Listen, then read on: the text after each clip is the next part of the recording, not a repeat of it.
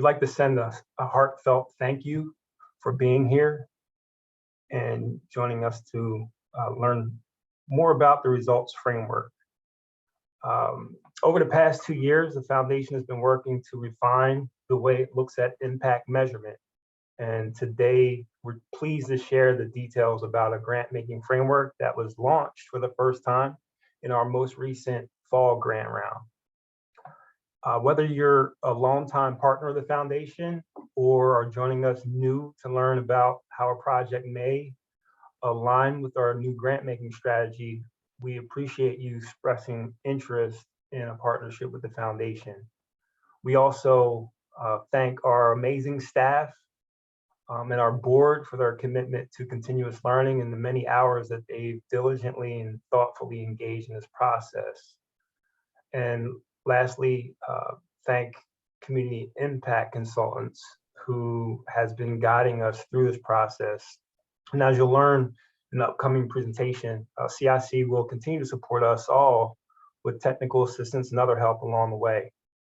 So before I share the agenda and begin the presentation, we want to go over a few housekeeping items, and for that I'll send it back to Foundation Communications Specialist John Robertson. All right, thanks, Howard. Yeah, just a couple of things to mention as we get started here. There's a Q&A function at the bottom of your screen. Please use that anytime, ask questions that you may have along the way. We'll all be able to see that on our end, won't be visible to the larger group. You can use the raise hand feature as well, so that way we can hear your voice and have a little back and forth.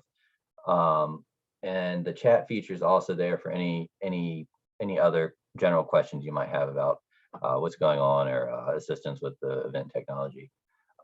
We are recording this as we speak, so recording will be made available after the event. We'll post that on the website at the results framework link on our website, and make all that available in our follow-up message later this week. So with that, I will hand it back over to you, Howard. Thanks, John.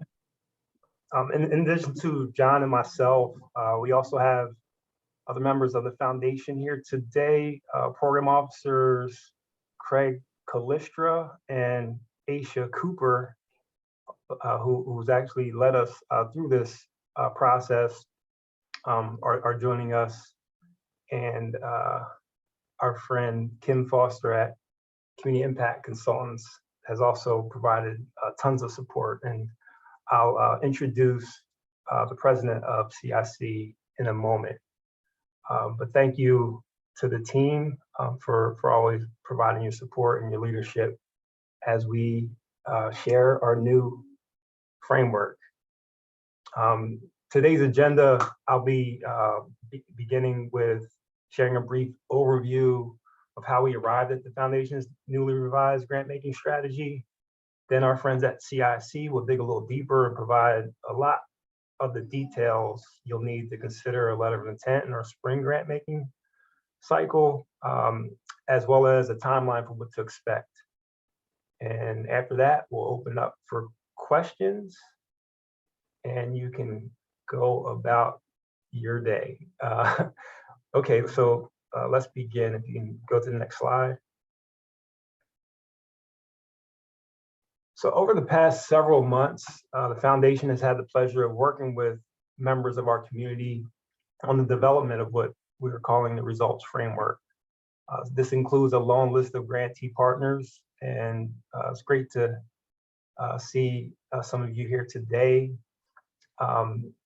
Also philanthropy peers, our board, our staff, and the team at CIC. We identified early on the need for equity to be embedded throughout all of our funding efforts. Also apparent was the importance of transparency as we embark on this new journey.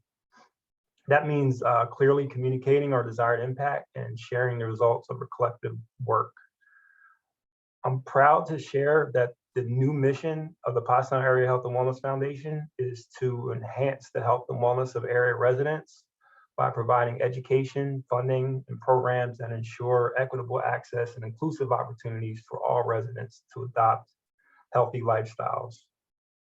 A review of our historic funding priorities And research of current and future needs of residents in our service area has inspired us to focus on 3 core pillars: developing youth potential, promoting equitable health and wellness, and collaborating for a healthy future. These pillars will guide our grant making and engagement strategy in the years to come. Go to the next slide. So the launch of the new results framework is an extraordinary opportunity for the foundation to partner in collaboration with the community. And most of all, it's an opportunity for all of us to learn. And if we've had the honor of partnering with you in the past, then you can see that the foundation's core principles remain the same. We continue to hold as paramount the health and wellness of residents of the Pottstown area. And by soliciting a diverse representation of views, we aim to maximize our collective resources through meaningful community partnerships. And through various methods of sharing and learning from our grant making and other efforts, such as our special projects and the review of data, through regular community health needs assessments, we'll work to continually assess the foundation's efforts to fulfill this mission. However, the global pandemic and the ongoing calls for racial justice throughout the country and around the world have brought to the forefront the need for funding strategies that address stark disparities that sometimes derive from systems and structures that can negatively impact the health, education, and economic stability of the people we serve. Therefore, we've revised our funding principles and aim to fulfill our new mission by fostering a culture of transparency, as I mentioned before, equity, and learning. And we're doing these things in order to remove barriers that persist for historically marginalized members of our community, to support sustainable collaborative efforts, especially those that empower people most affected by the critical issues to play an active role in the decision-making, planning, and development, and implementation of projects that address those issues. And by encouraging continuous learning with a focus on the intended results of projects. And by doing so, we believe we can greater achieve outcomes and ultimately have an extraordinary impact. Next slide, please. So I've shared our purpose, our new mission, and the foundation vision. So now let's look at the desired impact of our 3 core pillars. They're the 3 color blocks in at the center of the slide. We believe that these pillars will support the work of our historic partners while also exploring opportunities for new partnerships. And we also believe that these pillars will help us address social determinants of health as a primary approach to achieving health, education, and economic equity for the residents in our service area. So the pillar on the left side, promoting equitable health and wellness, the desired impact is that community members will have equitable access to spaces, services, programs, and resources that, again, enable them to pursue and embrace a healthy lifestyle. The pillar, collaborating for a healthier future, largely represents our engagement strategy. And it's fitting that this pillar is at the center of the slide. As I spoke earlier, it's very important that our collaboratives continue to have play an important role in our community. And lastly, the funding pillar, developing youth potential. Our desired impact is that we have a community of youth that are healthy, learning, and thriving socially, emotionally, and on a path for economic stability, both now and in the future. So for a deeper dive into the results framework, I'd like to now introduce our friends at Community Impact Consultants.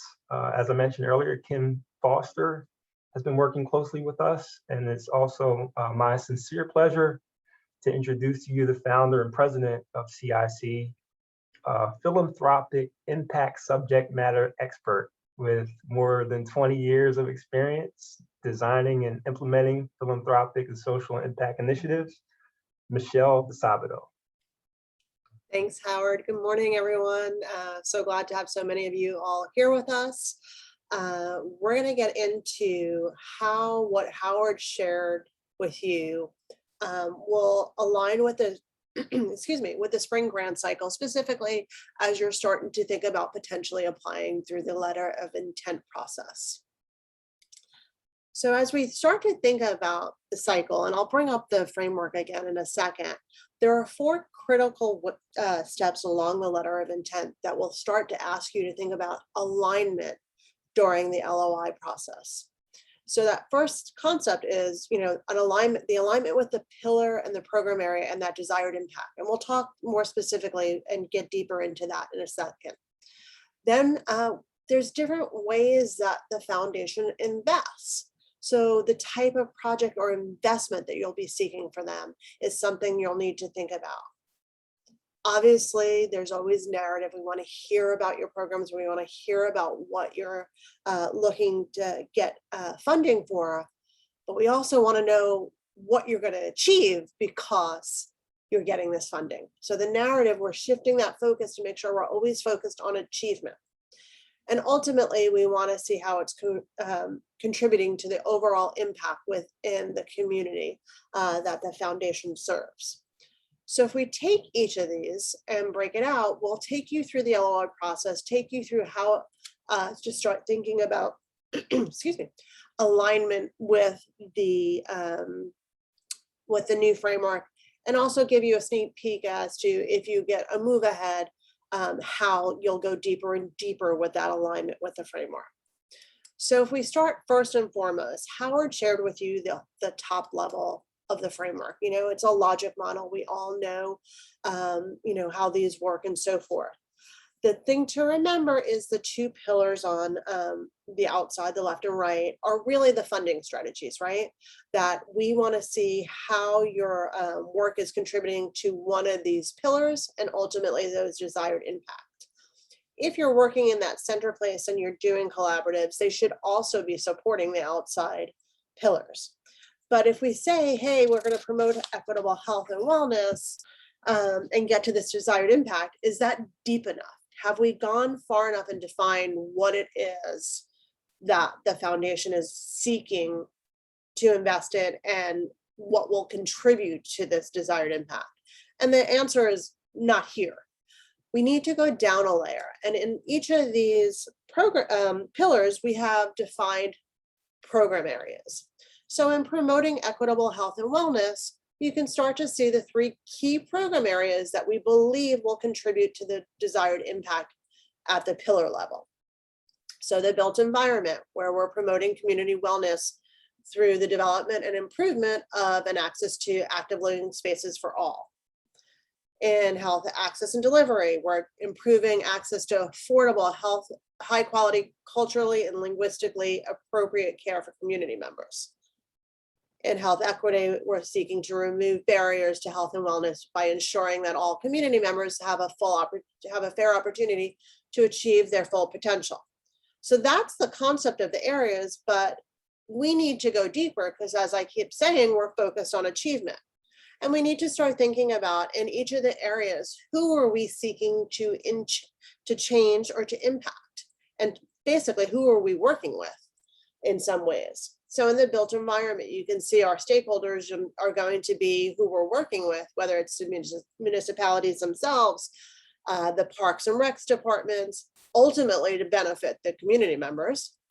In health access and delivery, we're focused on making sure that all community members have access to these services, with a specific focus on those underserved populations, and the underserved being both socially and economically. And again, same in health equity. While we're trying to make sure all community members have a fair opportunity, we recognize, as Howard talked about earlier, that there are certain populations that have social and economic disparities. So making sure that those are the people that we're seeking to impact or benefit. And in each of these areas, we've defined a programmatic impact.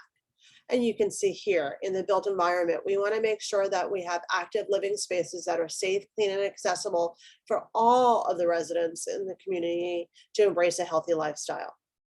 And health access and delivery, we want to make sure, again, very important, equitable access to health, to high quality health programs and resources are being available, but most importantly, not only available, being used by community members. And health equity, we want to make sure that our community members were starting to remove social and economic barriers to better health and wellness for our underserved populations. So again, the first thing to think about, do you align with this pillar? Are you in the promoting equitable health and wellness area? And if so, which of the specific program areas will your work contribute to? Perhaps you're focused on the other pillar, developing youth potential. Same concept here. We've defined 3 key program areas: early childhood development, school programs, being K through 12, and youth development for out of school programs. You can see that we've defined what we mean by those program areas. So in early childhood development, we're providing expecting and new parents with the tools and resources to ensure the development of their young child, 0 to 5. In school programs, we're seeking to integrate best practices to promote wellness as a core component of school culture and student achievement. And in youth development, we're helping youth to obtain the cognitive, social, and emotional skills to succeed in life. Again, from there, we need to think about, now that we know what the area is meant to do, who are we working with and who are we seeking to impact? In early childhood development, we start with expecting mothers because that's where initial brain development and initial development happens, specifically with a focus there for at-risk women, whether they're at risk for mental health or substance abuse. We also want to make sure we're focused on not only the mother, but all parents, expecting parents, and caregivers. We all know that not everybody lives in a traditional home, making sure that all caregivers have what they need to make sure that their child is developing cognitive, socially, and emotionally at the right level. And ultimately, we want to make sure that the kids are growing as they should developmentally. In school programs, we have three groups of stakeholders. The educational institutions themselves, some of you may be on here, so whether it's a school district, maybe it's a private school, making sure that they're integrating wellness as a core component of their school culture for the kids' achievement. Making sure that not only the institutions are supportive of it, but making sure that we're educating and changing the behaviors of teachers and families to understand the benefits of promoting wellness on students, and ultimately, hopefully, the students benefiting from wellness in their daily lives and ultimately leading to student achievement. And finally, you can see, obviously, youth development is focused on the youth themselves, K through 12. Again, we never stop there. We want to know that, hey, this is where we're funding, this is who we're seeking to impact, and finally, the impact that we're seeking to have in each of these program areas. And you can see I started talking a little bit about it earlier. In early childhood development, we're looking to make sure that children 0 to 5 are cognitively, socially, physically, and emotionally ready to enter the school system, so ready to get into kindergarten. In school programs K through 12, we want to make sure that our students in the area are active, healthy, and thriving academically. And in youth development, it's making sure those same youth, or a portion of those youth, have the cognitive, social, and emotional skills to manage and thrive in their daily lives and in the future. So again, if you're in the youth space, so you're working in clinics, working with expecting mothers, or maybe you're working in a school system or an after school or summer program, how do you align here? Where do you start to see your work align? That's the first level that we'll ask you to do. As I mentioned earlier, the Collaborating for a Healthy Future, this is more of an engagement strategy than a direct funding strategy, but some of you could be on here, so we want to make sure that you're understanding that All of this work from the Collaborating for a Healthy Future also supports those other two pillars. So making sure that, we're addressing systemic health and wellness issues in the area of promoting health and wellness or developing youth potential, providing opportunities. And the foundation does a lot of this, with the learning opportunities that they put out into the community. So now that we've talked about alignment, hopefully you guys can start to see which pillar, or your mind's bubbling already with which pillar you're working towards, and specifically maybe even now understanding the program area. The next thing that we're going to think about is the type of change that you're trying to affect, or the type of support you're looking for the program that you're trying to get funding for. We talk about them in terms of investing, because what we're trying to do is invest in change. We're trying to invest in your organizations to ultimately impact the community at large. And there's really three broad areas of investments. The first one being that big macro level change, systemic change. So we're trying to influence community level engagement. We're trying to influence maybe statewide or local policy, maybe develop a new best practice in the delivery of services and the delivery of change in the community. So if you're in that systemic change, again, it's usually a big macro level change. It's not something that normally happens in a one-year grant period. So it could be happening over different periods.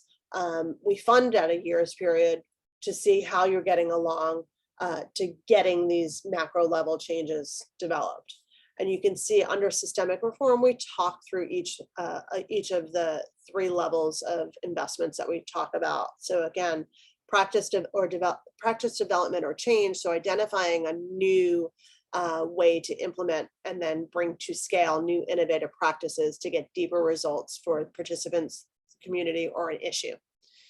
Field capacity or collaborative. So bringing together interested parties to address a gap in need and service and achieve deeper results for those they serve. And then advocacy and community influence usually becomes leading into some kind of legislation or policy change. So again, these are the bigger macro level changes. The next type of investment is, and I specifically make sure that I have that front word up there, grantee capacity building. So this is something that you're seeking to change within your organization, something to help you do something more effectively or more efficiently that will ultimately help you improve your capacity to achieve results. And then finally, we have direct service. So this is normally programmatic support of existing programs that directly serve the community and its members. And we pull out the built environment a little bit in here because a lot of people start to think about built environment as a bigger type of capacity. And that's why we're trying to make the differentiate. The grantee capacity is about something directly for your organization. In the built environment, a direct service grant is improving and creating active living spaces. So you're building a capacity within the environment, within the community, but it's not directly just for your organization to do something differently. It becomes more of how you affect change at the direct service level by improving an active living space so that all community members can benefit. Hopefully that's clear. Again, we'll open it up for questions after that, but let's talk about how this links up to the type of change that we're going to seek for each of these. So when we start to talk about direct service, again, being that programmatic support or support in changing something for the built environment, we're looking for a change in status, condition, or behavior for the individuals that are being served, and the condition that's being addressed. So instead of just saying we're going to feed 100 people, we want to know what giving them food has done for them. How has it changed their life? Again, taking it out of what the foundation is funding, just to give you an example. This grantee capacity building. Again, these are programs that are designed, excuse me, to improve or increase your capacity to achieve results. So it's that concept of making you be more efficient or effective in how you deliver your programs. And the results that we're seeking are improved results for those that you serve ultimately. The first level of results means you're doing something more efficient or effective, and then ultimately will help you benefit those you serve. And again, system reform or systemic reform is that macro level change. We're trying to look at changing policies and changing practitioner practices. So again, because it's macro level, we understand that it takes longer to get, a statewide policy change or a new best practice developed, tested, and brought to scale. So what we look for is, okay, what are you going to accomplish in the short term during the grant period? Maybe you're just getting the new policy written. Maybe you're starting to test that new best practice. Ultimately, we want to know long-term how you envision this macro level change affecting the field and those you serve. So we're going to ask for 2 different levels of results there. Just to give you an idea, you're not going to get this deep into it during the letter of intent. All we're going to ask you is, what type of investment are you seeking? So again, when you think about the information that you're needing to start pulling together to complete the letter of intent, that first level is, hey, which pillar or program does the work I am doing contribute to at the foundation and align with? What type of investment am I looking for? Am I looking for them to support in an existing program? Am I looking for some kind of support to help me do something more efficient or more effective? Or am I doing this macro level systemic change? From there, we'll start to go into what you guys are normally used to, some narrative questions. But again, it's always got to focus on achievement, because we want to see how you're contributing to that overall framework that the foundation has started to put together to monitor their investments to see what they're achieving. So we start talking about the narrative, even about your background. We want to know about who you are, but what you've achieved towards that mission over the past year.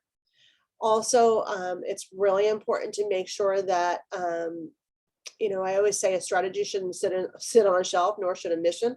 It should be looked at to make sure that you're embodying it, you're living it. And so we ask this next question, how have you circled back to make sure that you're identifying the voice of those that you're serving, and that it's really meeting the needs of those that you're serving. And ultimately, from there, we want to start talking about, what it is you're seeking funding for. So we're asking about who you are, and then what you're looking for funding for, and how it will link up with the foundation's overall framework. So now that we've gotten through the first 3 steps, again, first and foremost, finding your pillar and program area, determining the type of investment you're seeking, telling us a little bit about you and the project that you're seeking funding for.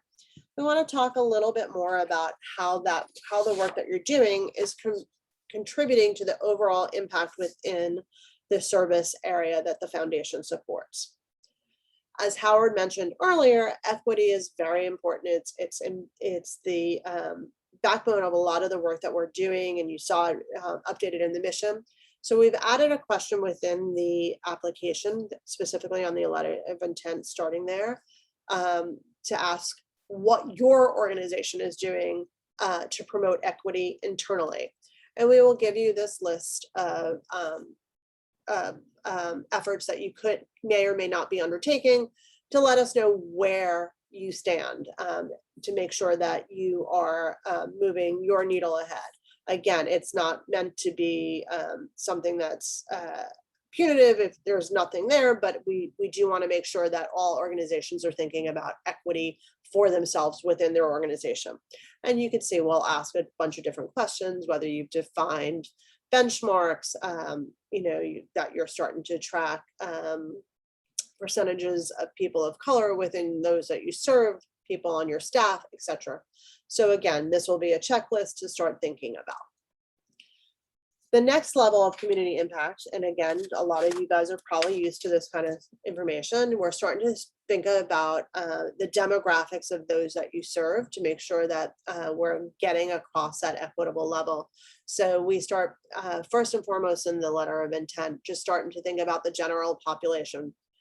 which demographic groups will this project serve, the work that you're seeking funding for, and of those populations, are there specific underserved populations or historically marginalized identities that the project will serve.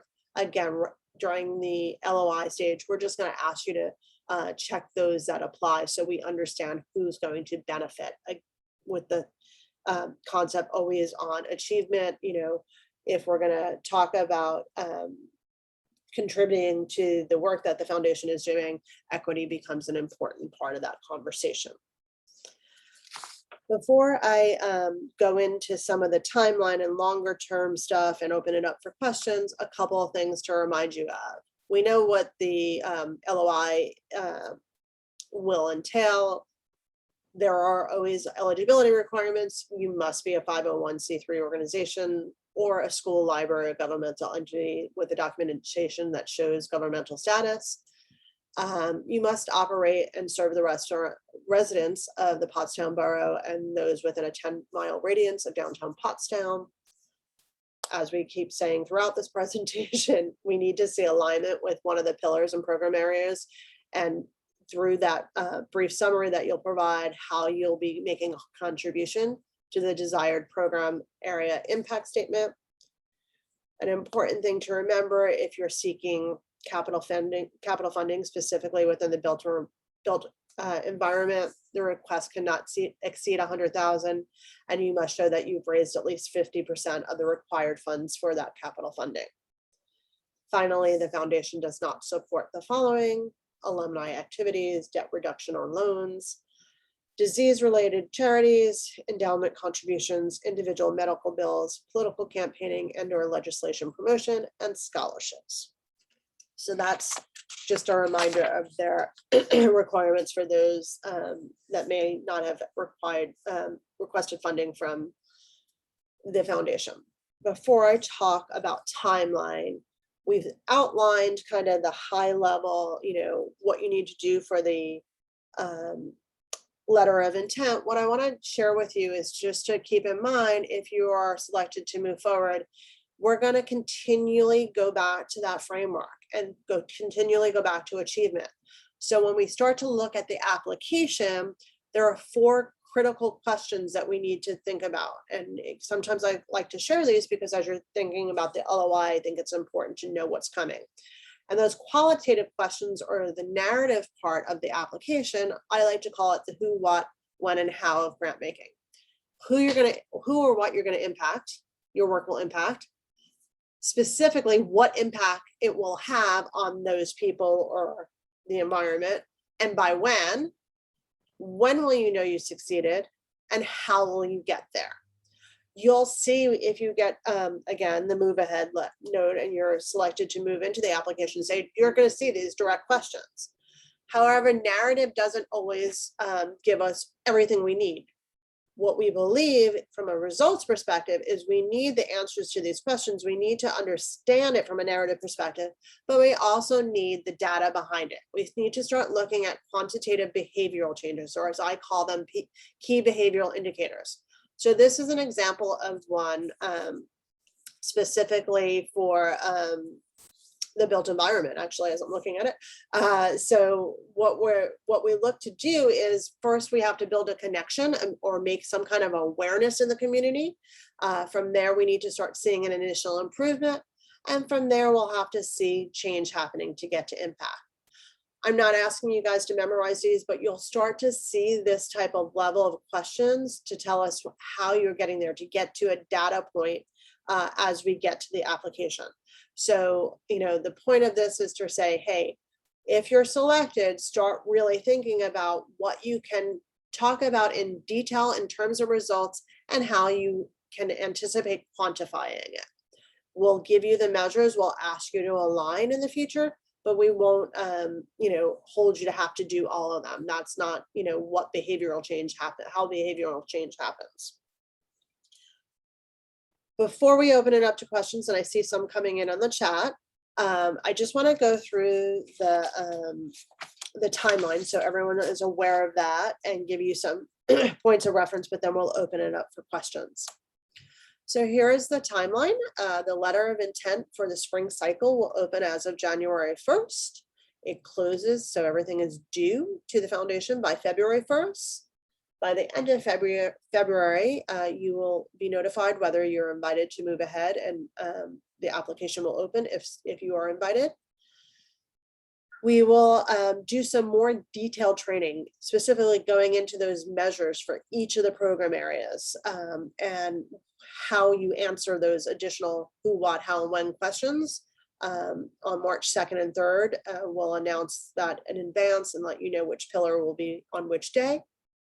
And then, as Howard mentioned, we are going to work, we being CIC, are going to work and support you to get through this initial round of, hey, how do I get tighter and get our applications more results focused? We'll give you more details about what that means at the training, but we'll do the first round of application review with you. We'll give you written guidance. We'll meet with you to talk through it. But ultimately, our goal and the foundation's goal is to have the tightest application set that comes in on April 1st, so that they can look at the investments side by side and make their decisions that way. So from March 14th through the 30th, we will be holding one-on-one support with select grantees as we get through the process. As I mentioned, applications are due April 1st. Approval and declination notices will go out the end of May. And then should you be awarded an investment, a grant from the foundation, the reporting timeline is there, January and July of 2023. Can we believe we're saying that?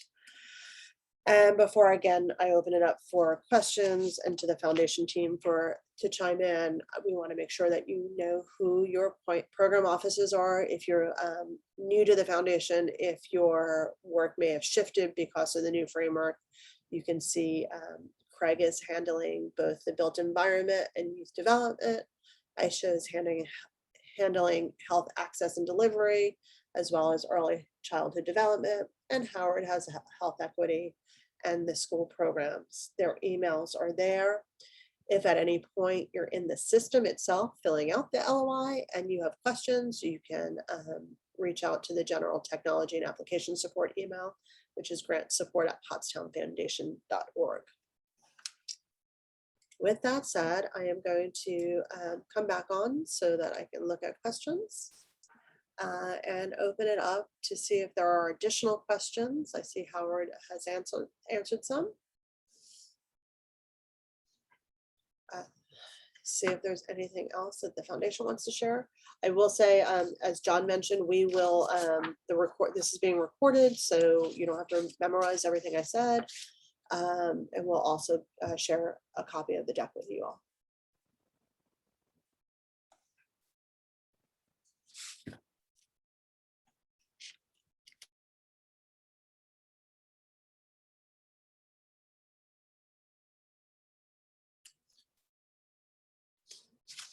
Are there any questions? See, I should have a poll now and have, how many see their alignment and so forth, but I'll put the question out there. Are you guys starting to see the alignment with the framework and which pillar that your work will contribute to?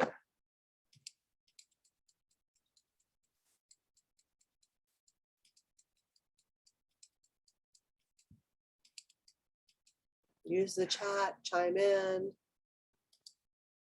Just putting the framework back up so that you can see it. So again, remembering which pillar, whether it's promoting equitable health and wellness or developing youth potential. Awesome. Thank you guys for acknowledging my question. I love it. Are there any questions?